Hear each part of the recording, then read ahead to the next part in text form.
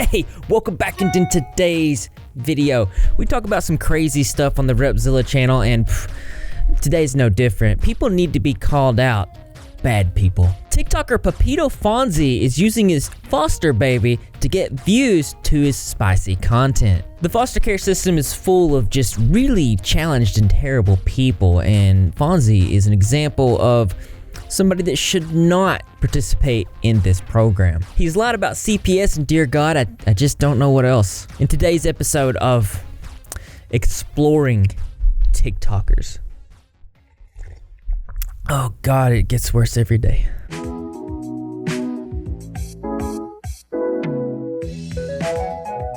This is Pepito Fonzie's TikTok channel. His name's Danny Fonzie. He has over 61,000 followers.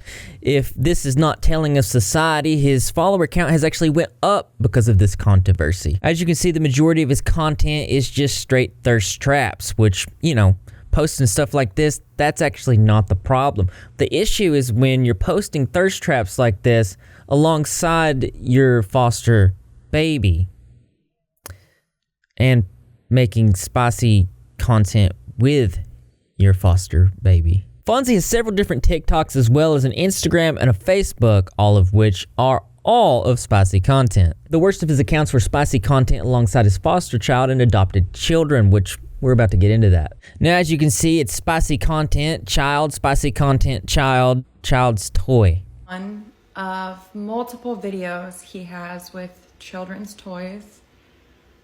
The rest of them are with his foster children.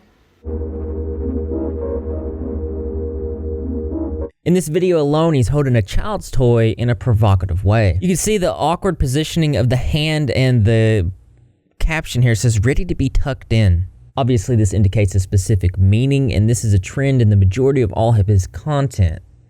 Prepare to be disgusted. Now, he was insisting that while he was doing this, there was nothing wrong with it and that he was a great dad. I mean, this can be seen by his bio in his TikTok. Before assuming about me, get your facts straight. I'm a loving father and a human.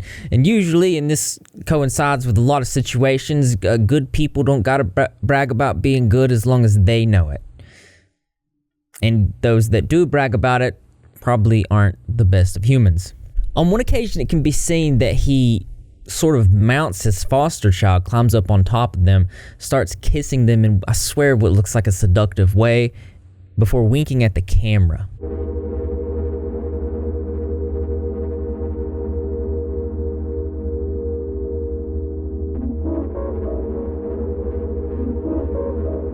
The caption being, "How can you not love this baby? He is just amazing, my foster baby." Obviously, the winking at the end is highly disturbing and insinuates a specific narrative.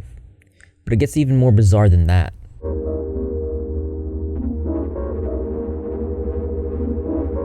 Now, for whatever reason, this man decides to stick his hand in the diaper of the baby and get out. Well, you seen what was on his hand, and then he wiped it on his face. It's also important to point out that he's promoting his spicy Snapchat alongside this video and many others. And in another video, it looks like he's romantically kissing while doing a wink at the end of the video.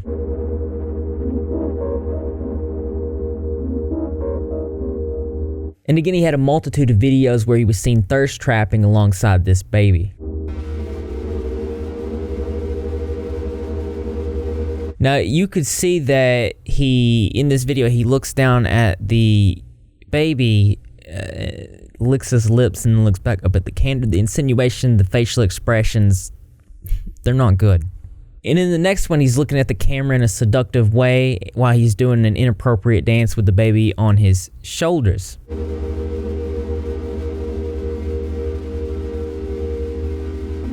And apparently there's another video where he was seen chest feeding this baby, which there's a lot of things wrong with that. We're not going to get into it, but I could not find this video, but several people have said that it existed. One saying, "These photos and videos and this man has been reported to the proper people by several people, many of us included. In particular, there was a video of him having his foster baby uncensored. His face was shown and everything else was shown, chest feeding his baby. And like the caption was like, wanna be in his place, and he like plugged his Instagram. That was reported to like CPS, like agencies in the LA area, and it was reported to the Centers of Missing and Exploited Children, and they have considered it CSEM, which is child exploitation material. So it's good that people are reporting and taking this situation very seriously, because a lot of these situations kind of just slip through the cracks. But while this was going on, Fonzie was crying about being bullied. In one clip he says, "That's fine, you don't have to like me or the way I take care of this baby. If you don't like I kiss him a lot, that's fine. But I am sure you won't open your home to a child in need and do what I do. If you got nothing nice to say, don't comment, keep scrolling. It's easy for you to judge and comment without having facts. Don't judge me without asking first. To all of my," and I don't know what this sentence is, but it says, "when you do the sacrifice I do, then your opinion matters." And this, of course, is somebody who is using this label as a foster parent as a defense. So when you see this type of thing being weaponized as the way that it is to justify these types of things, well, that's just a red flag. Another clip saying, "It's really hurtful seeing all your bad comments. But if you think you're putting me down, then you all are wrong. For you to come into my page and call me such horrible names just shows that you have no compassion. I hope you can go to bed with a clear conscience, knowing that words can destroy a person. Remember, some of you have kids, and what you're doing to me, someone will do it to your kids or a family member. I won't engage in negative comments because at least I'm making a difference in so many kids' lives. Are you proud of bullying me? Can you go to bed and ask God to protect your family after the comments you just made to me?" Think about it. I've given it considerable thought, and they believe that after I make this video, I'm going to be sleeping really sound, and yep. Now, obviously, this is not bullying. This is somebody being called out for using their foster child as a way to get traffic to their spicy content.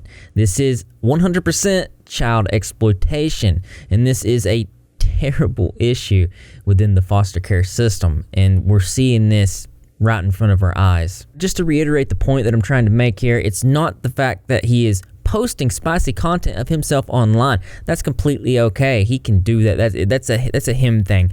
It's the fact that he's doing this alongside content of his children. You tell me what you think the purpose of this kind of content is. As you guys know, I've made multiple videos talking about the dangers of putting your children online. Now, when you put your children online, there are going to be very bad people that are going to be looking for them for specific and disgusting purposes. This is just something that's going to happen. And then when you have these people who would take their children, put them out there and take advantage of them in this way and use them for content for their channels, it's not good. Honestly, making these types of videos and raising awareness about these specific types of things is very important. But this has another level to it altogether, that being the foster care system. I've heard terrible stories about foster parents taking advantage of their children for money. Worse still, when you realize that the foster care system, it's meant for reunification, meaning that a baby will eventually go back to its family, hopefully. TikTok user, the TikTok advocate, put it very well, saying this: "He is exploiting his foster children for views for his spicy content." Again, live your spicy life, pop off. But the moment you use your foster children to try and promote your spicy content, there are so many concerns. Let's start with the fact that foster care is intended for family reunification. These children will eventually go back to their biological families. Those families are going to see that their children were exploited to promote your spicy content. The internet is forever, and these children will one day know that they were exploited to promote your spicy content. There could be so much more going on under the surface, and that's why this kind of stuff raises those questions. Foster care is already traumatic and exploitive enough. Short, sweet, and to the point. This is a situation where you see someone saying, I want to foster, and they shouldn't be. This is a very good point. And in the foster care system, I don't even think you're supposed to put the children online. And this also kind of highlights the problem with putting your children online anyway. And I've been covering these types of situations to do with parents taking advantage of their children for views and clicks to make money on TikTok and YouTube for years now. And it seems like there isn't any protection for these kids.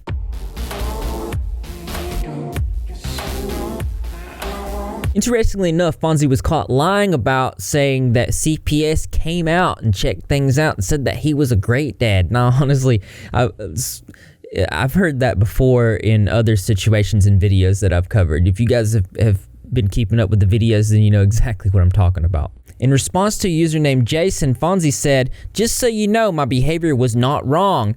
And for your information, social workers have approved all of my content, and they are not inappropriately exposing," I'm guessing he's talking about the child. Jason says, "We've all seen the videos.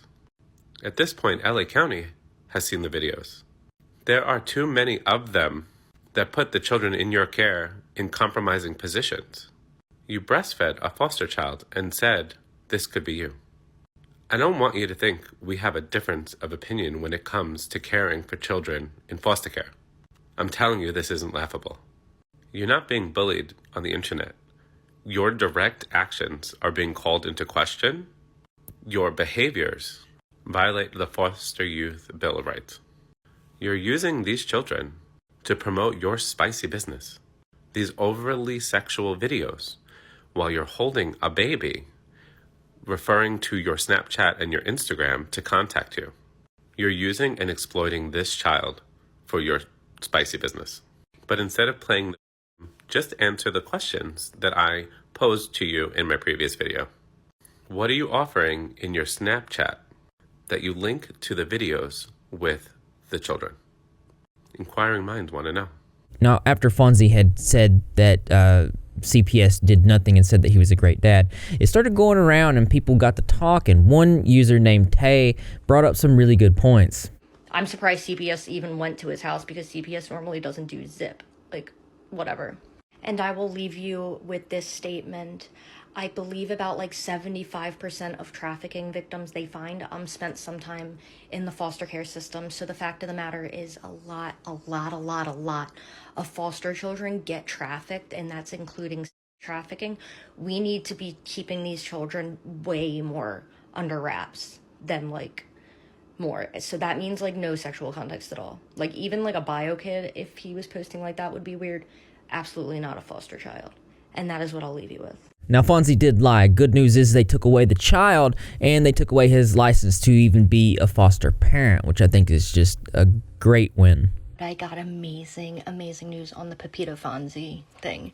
My friend who is a foster parent who I became mutuals with during all of this chaos, I'll tag him below, let me know. And the TikTok advocate also posted something that they removed the children from him, the foster children, and his license was revoked. I'm not going to cry on camera, but like I am so grateful that like we were able to do this and keep the kids safe. And I'm like overwhelmed with emotion over it, and I'm like so grateful. I know I didn't do it single-handedly. Obviously there was a lot of bigger creators that also helped, but like it means a lot that like I was right. Like we weren't lying, like former foster youths. We weren't lying about this. We were telling the truth. But anyways, the FBI are still investigating. I don't know about the adopted kids because they might have just removed the foster kids. And it's awful that they have to be removed again, even if it's from an unsafe home. Those poor kids have to deal with another displacement, and that's always a trauma. But he won't be able to hurt any other foster kids, and that's what's important. But he still has his social media accounts, and he's still posting his trash content. Why TikTok and other social media would allow this when there's evidence of him doing wrong and an investigation into him, you got me. I have no idea. Awareness on topics like this is extremely important, and I want to commend each and every creator, no matter their size, for helping out. And hopefully by bringing this to YouTube, we can further the impact and help stop children from being exploited by this creepy man and those like him. And to that end, we have some interesting news. House Bill 1627 was introduced in the state of Washington. But this is a big deal because it's one of the first acts relating to the protection of minor children in for-profit videos. Think YouTube, TikTok, and other platforms like that. One user on TikTok says this. Back in August, I had the incredible opportunity to sit down and have a conversation with a couple people who were working on presenting some sort of legislation to Congress. I was able to share my story of how being exploited and being overshared online by my parents affected me, especially into adulthood. I had the opportunity to explain how all of that affected me mentally. I even had the opportunity to talk on these scary experiences that I had in real life and on the internet from my life being overshared as a child online. Now, this is an actual bill that is going to be presented before Congress. I could not be more prouder to be part of something like that. I thank everybody in this community who has advocated so much for change with child exploitation online, because this wouldn't have happened without you guys. This is great news. This is actually a sign to me that the laws that we have in real life set in place to protect children in media, child actors, and things like that is finally catching up to the internet, and those parents that they're making a living off their kids, they're going to be put in their place. That being said, and as interesting as this is, or since it's more interesting to me, that's right, you guessed it. I want to know what you think. So why don't you go ahead and leave your creative and interesting responses in the comment box below. Thumbs up, feels likes, as always, brothers and sisters. I will see you in the next video. I'd like to say thank you to my patrons for your continued and ongoing support. And if you too want to get your name at the end of my videos with the rest of these guys and help me call out these just terrible people, then the link to that will be in the pinned comment and in the description. Check it out, see if it's something for you. We're currently at about 60 patrons with a goal of 70. When we do reach 70, I am going to do a live stream, patrons only. And yeah, I also want to say that really appreciate you guys for donating to the charity. We are doing a charity, and we have met the goal to help children in DV situations. I think this is a really good cause. I want to push it closer to $5,000 before the end of the year, currently at about $1,100. So if you have donated, let me know in the comment section below, because that's just no way to show that you're repping if you're open, you're Greg, and hey, do that. I gotta do subscribe, notifications turned on, be in the comment section after every single video, because I'm going to be there. Greg the Cat's going to be there in spirit, and the rest of the Repsol community as well, and I expect to see you there too, because this channel loves you. I'm hungry.